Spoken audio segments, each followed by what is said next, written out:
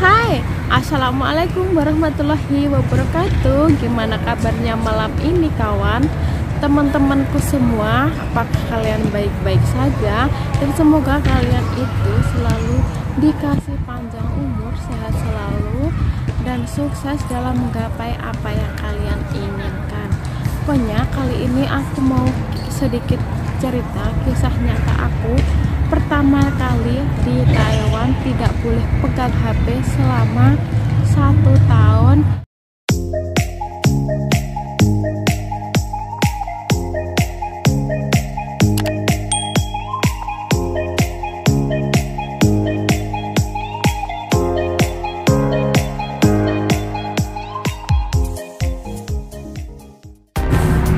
Cerita aku kali ini mengenai aku pertama kali kerja di Taiwan, dan aku itu tidak dikasih libur sama sekali. 1 tahun tidak pegang HP, tidak boleh pakai HP. Aku hanya disuruh beli baby card untuk telepon, pakai telepon biasa di telepon umum, dan itu pun diantar sama majikan. Keluar pun tidak boleh, ketemu orang Indo tidak boleh, dan mengajak jalan-jalan akong pun jarang. Nggak tahu kenapa, akhirnya aku bertahan 1 tahun di situ.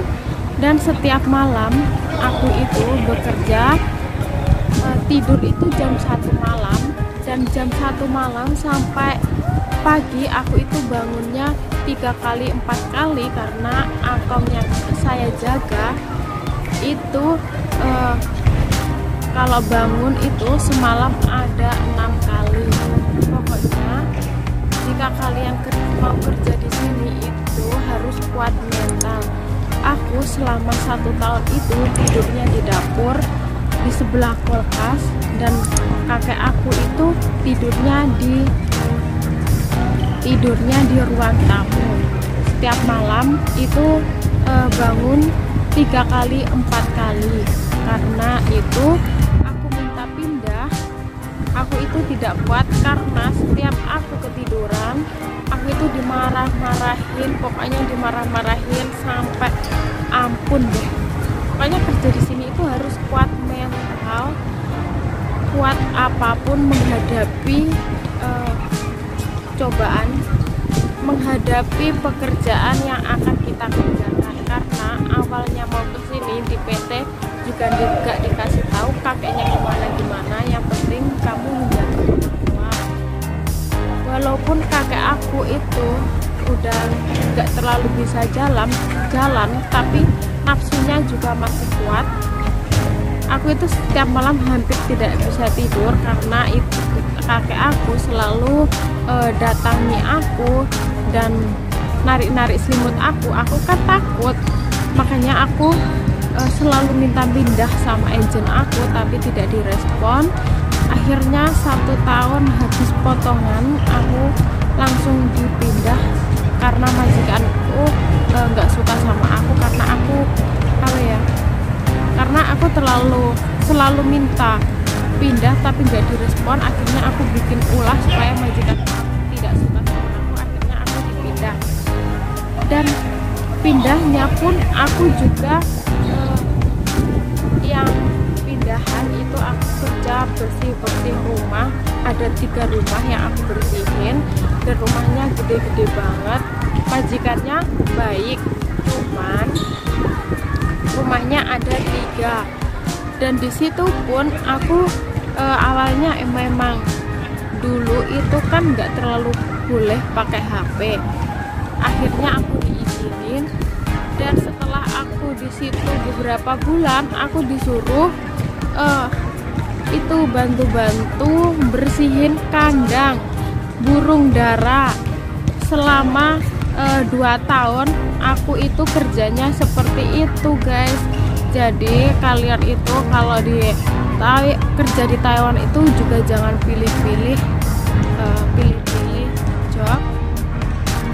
Aku itu kerja seperti itu juga bersyukur, majikan baik, cuman kerjaannya sangat berat.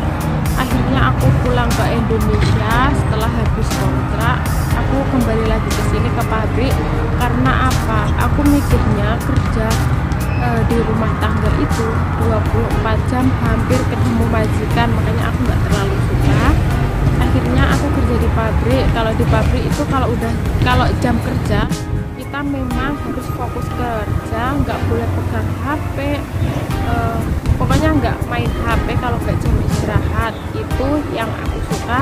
Terus yang aku suka lagi, jika udah selesai kerja itu kita udah istirahat, nggak usah peduliin nggak usah ngurusin kakek, ngurusin majikan, itu udah ngurusin kita sendiri. Makanya perbedaan antara kerja PRT dan kerja pabrik menurut aku juga jauh. Jadi pabrik itu kalaupun Sabtu Minggu tidak ada lembur, kalau aku gunakan untuk sekolah Mandarin ataupun sekolah make up. Makanya aku pilih ke pabrik, aku bisa mencari pengalaman lain di sela-sela hari liburku. Jadi buat kalian yang berpikiran kerja di pabrik itu pasti kerjanya di situ bagaimana itu semua tergantung diri kita masing-masing. Memang kalau kerja di pabrik itu kalau nggak ada lembur juga kita pun nggak dapat uang, gajinya tetap tinggi, gaji PRT. Tapi jika kita bisa memanfaatkan waktu libur kita untuk hal-hal yang positif, akhirnya kita pun juga bisa mendapatkan uang. Contohnya kita kayak aku ya, awalnya aku memang sekolah make up. Setiap Sabtu itu aku kerja part time untuk mendapatkan uang saku, biar supaya hari Minggunya aku bisa keluar untuk sekolah make up, karena sekolah make up dibayar. Jadi aku kerja part time untuk mengejar apa yang aku inginkan. Akhirnya aku beberapa bulan aku sekolah make up sampai lulus. Akhirnya aku sekarang udah bisa makeover temen aku yang mau nikah, akhirnya juga bisa mendapatkan uang. Jadi jika kalian nggak ada lembur, kalian juga bisa kerja part time, cari-cari kerja di luar. Tapi jangan sampai ketahuan sama pihak pabrik ataupun ketahuan polisi, karena jika kita kerja di pabrik, kita kerja di PRT itu juga dilarang. Kalau ketahuan polisi atau pihak pabrik bisa aja langsung dipulangin ke Indonesia. Makanya kalian juga hati-hati walaupun kalian kerja part time. Kalian harus pinter di sini supaya kalian itu dapat uang tambahan. Jadi gunakan waktu Anda sebaik mungkin di sini, karena kerja di Taiwan itu juga banyak tantangan. Nggak selalu kerja di PRT atau di pabrik itu selalu banyak lemburan. Di PRT pun juga nggak selalu dapat majikan yang baik. Jadi perbedaannya seperti itu guys. Jadi jangan pernah menghina TKW, karena kita pun di sini juga berjuang melawan kata-kata majikan, melawan pemikiran kata-kata yang pokoknya jika kita nggak terlalu baik kerja juga nanti majikan marah-marah, ngomongnya kayak ini kayak itu. Kita harus kuat untuk menghadapi semua itu. Kerja di pabrik pun sama, kalau kita itu kerjanya tidak baik terus barang kita rusak, pasti kita akan kena sanksi. Kalau nggak dikasih surat peringatan, pasti kalau barangnya banyak yang rusak, terlalu rusak parah, pasti kita juga akan dipotong gaji untuk ganti rugi. Makanya selalu hati-hati. Di sini pun itu jangan berpikiran selalu enak, bisa jalan-jalan, bisa shopping, padahal kita itu juga kerja kerasnya begitu luar biasa. Apalagi kalau di pabrik aku, orang Indonesia itu selalu dikasih shift malam. Jadi kita itu malamnya kerja, siangnya tidur, nggak terlalu banyak waktu. Apalagi kalau Sabtu lembur, pasti Sabtu masih kerja, minggunya pun juga capek, pasti nggak terlalu keluar ya, nggak terlalu keluar ataupun mencari hiburan yang lain karena udah capek kerja. Makanya jika kalian atau orang-orang yang di rumah minta kiriman dikasih segini, dikasih seberapa, itu tetap disyukuri karena kita pun kerja di sini juga naik turun, kadang ada lemburan, kadang tidak, kadang ingin beli ini, kadang ingin beli sesuatu yang kita inginkan karena ingin menikmati hasil kita. Jadi tetap bersyukur jika dikasih uang anaknya atau istrinya di sini, itu harus selalu bersyukur karena kamu juga harus tahu kerja di sini capek, tidur juga kurang, pokoknya kerjanya seperti kejar rodi, harus on time. Orang Taiwan itu sukanya kita itu kerja on time.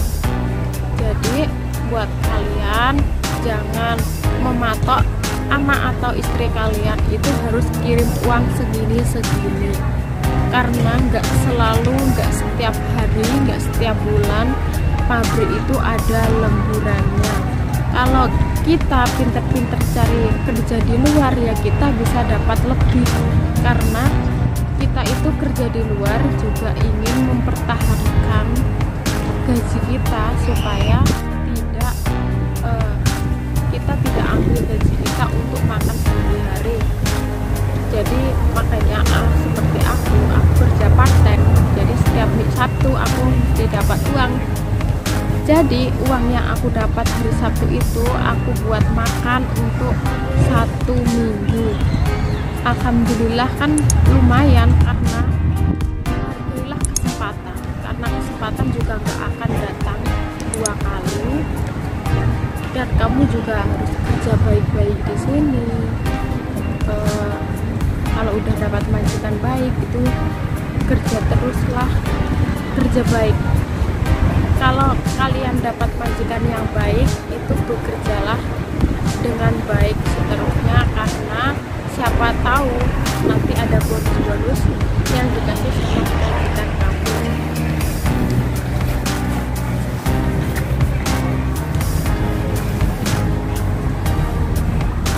Pokoknya buat kalian jangan suka menghina TKW di sini, karena dia itu perjuangannya juga sangat berat. Hari-harinya harus menghadapi majikan yang cerewet, kakek yang dijaga atau amanya yang dijaga rewel, semalaman tidak tidur, terus apa ya, setiap hari harus ngosek WC, jika masih kotor suruh kerja lagi, neneknya yang rewel.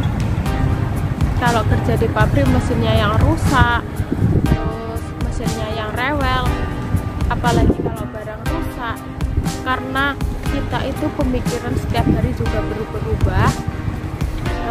Pokoknya tetap fokus buat kalian yang kerja, tetap semangat, tetap percaya.